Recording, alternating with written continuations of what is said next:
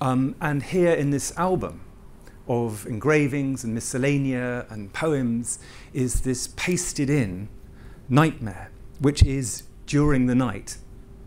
And so I had this vision of walking up those ridiculous Ringstrasse steps as if you're going to a ball, and coming into one of the great Kunsthistorische display rooms and having this Kunstbook, which is never there, it's far too precious and serious to be allowed out very often, open at this nightmare, and to call the whole exhibition during the night, to really look at what happens between waking and sleeping with objects, what happens entre chien et loup, in that moment of transition, of anxiety between going to sleep and waking up, when the world changes. And it's the city of Freud, for goodness sake. So I wanted to bring my id to the fore in Vienna and be let loose, let it loose in the Kunsthistorisches Museum with this incredibly compelling during the night image to begin with. And then bring out of the vaults, bring out from the libraries and from the vaults, if I'm allowed, Paulus, some of the most extraordinary objects. I'm sort of have some reputation for minimalism abroad, and the gloriousness. You explain what this is, and then I'll say why I like it. It's actually a work of art shaped as a drinking vessel, with an ostrich carrying his own egg, which will be the cup, made by Kicklinger in the 1570s, 80s in Augsburg. And it's at the same time, it's something which is very typical for Kunstkammer objects, so that they have a certain shape, they have there's a certain idea behind, but you would never ever be able to fill this cup with water, because it's too fragile. But for me, it's theatre, it's spectacle. Spectacle is a real world. It's what it's doing is to in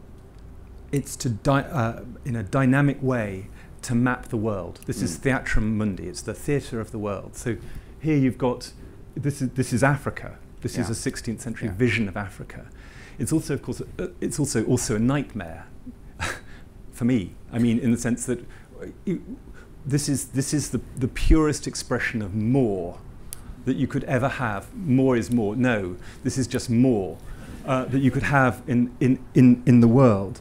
But this is what Kunstkammer objects do, very, very peculiarly. They've been off the map for so long that to try and bring them into focus is a very interesting and challenging thing. So my Kunstkammer objects include more, this one, and this, which is, well, what is this, Paulus? It's a rock crystal vase, high about 40 centimeters, this tall. It's ridiculously big.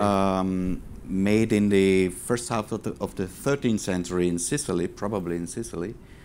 And yeah, it's carved out of one single piece of rock crystal. Yeah. So this is fabulous.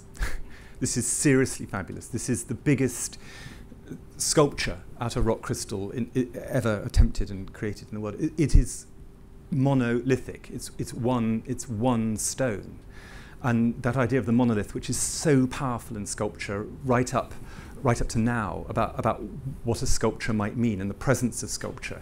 This is extraordinary, because not only is it a kind of the techniques, the praxis, the way in which it's actually been created, but actually it does incredible things to light. When you see it, it refracts light in extraordinary ways. But the other thing it does is to be unbelievably heavy. I mean, profoundly heavy in the world. It sort of sits in the world, but be completely transparent and full of light at the same time, which is very, very challenging if you care about light. So it's a monolith, you know, and it's more in a different way. And its stone, it's transparent. It's transparent. I mean, extraordinary. I mean, speaking as someone who tries to make things which are translucent, which is a ridiculous thing to do. I mean, porcelain is all about translucency, about light coming through something. And so nothing is translucent in the world apart from water. So why would you try and make something translucent? But this does it in an incredible way. So this is my wish. I'm doing this in public because I'm trying to persuade the Kunsthistorische to let me have all these objects. And this is my third fabulous object. Seychelles nut cup made by Schweinberger, who was court goldsmith at the court of Rudolf II. Well, Schweinberger made only the golden and gilt silver mounts, and the Seychelles nut itself was carved by Pfaff, who was also a court artist at the court of Rudolf II. And what it is, it's again an allegory of the seas, because the Seychelles nut was believed to grow into the sea. And so that's the whole issue of this object. So, I mean, which poetically, I mean, it's extraordinary. You see, when you look at a piece of contemporary art, the description on the gallery wall of the thing you can't afford is one line long. You know, it's that amount of information which is attached to the technic side when you're buying your piece of contemporary art. And when you look at the description, I mean, Paulus could go on for an hour on this and would. You know, the description of how this is made, who's made it, who's been involved, is pages. It's an extraordinary, again, theatrical piece of entrepreneurship to create this thing for court. But at the very heart of it is something which is incredibly beautiful and incredibly poetic, which is that this nut, this object, this bit of natural life, was floating down a river when it was found. That's the story, that it was floating. And here, that thing which was alive and floating and in motion is now static. But of course, it's not static. It's in Baroque stasis. So it's complete movement. There's no straight line in this. It's a horror object for me in so many ways.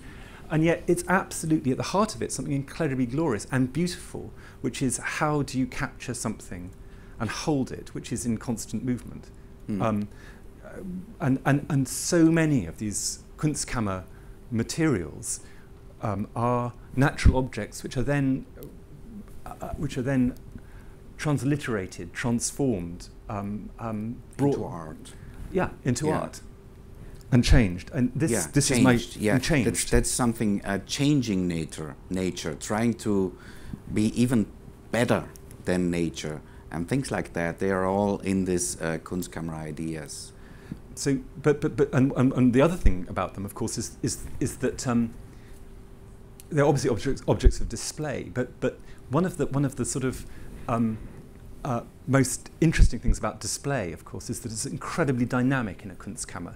So, if you walked into a Kunstkammer after you've ducked under the crocodile which is hanging from the door, and you've avoided the extraordinary scientific instrument which is in perpetual motion, and you've gone past the silver galleon which fires across the dinner table, and you've done all these things, what you're actually doing is moving through space and moving through the world. So, you know, forget the Deer Foundation for a moment.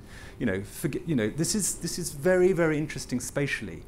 It's not only mapping the world in terms of where things come from and how they're brought together. So it is definitely a mapping of the world, spatially and temporally, but then actually how things are displayed actually within the Kunstkammer are incredibly dynamic. And as Paulus said, you know, we're all looking at that now because it's very, very alive for artists.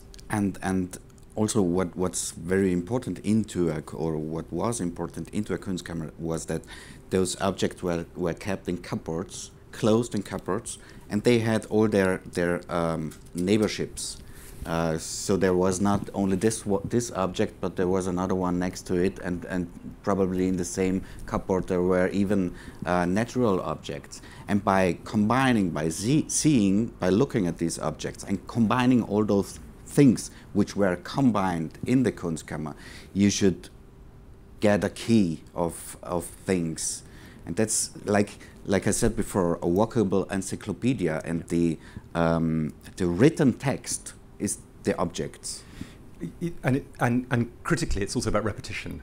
So you know, here's one of these absolutely ridiculous hard stones. This one is it's mid 16th century handstone, and these handstones, the meaning, the word means actually that if there was found a remarkable sample of ore, it was collected and given to the owner of the mine, and then they were in the 16th century. It started that they were artistically redone, and this is one example which is a combination of different minerals and depicts even the mine where it was found. So now it's crazy on about 10 levels simultaneously. None of you can see that. Can you see it? You can't see it. Because it tells of the place it comes from. So it's actually already narrative, and very kind of cogent narrative, very very powerful narrative. You know, it's a special thing from a place, and this is how the place works. But then it's transformed into this I have to say, very scary landscape. It is very. This fits into my Freud shtick about the Kunsthistorisches Museum, that it's very anxious. It's a place of anxiety, which was compounded. I have to say, Paulus, when I went into your stores and found you've got about 100 of these hard stones, all lined up. So part of my request. Well, it's not 100; it's only 60. But it's only 60. It's enough. But how amazing it would be to have, say, 60. I'm channeling Warhol here. 60 16th century hard stones, all in a line. Again, my career is based around the same thing again and again. But I think they are absolutely compelling, because one of the things that happens when you actually look at them, of course, is that you get lost in them. They are nightmare landscapes. This is the crucifixion, but you have even more worrying ones. Of the Gethsemane, you know, you have extremely have ones which actually are really about places of darkness in miniature. So they're this high, but actually they're all about this extraordinary focus into place and materiality and anxiety. Sorry, this is my final anxious slide, because this is shark's teeth. This is shark's teeth. Petrified in a date which Paulus will now tell me. Yeah, it's a table decoration with so-called adder's tongues, and this had the function to detect poisons. At the moment when you put it on the table and you have your fruit standing around it, and there's some poison in your drink or in your food, the tongues, the adder's tongues, would start to sweat. And you would know that there's poison inside. So that's an idea. I mean, that's the show. I mean, you know, come on. If you could just have that, plus Freud's first edition of the Interpretation of Dreams and a bit of Dürer, and that's enough.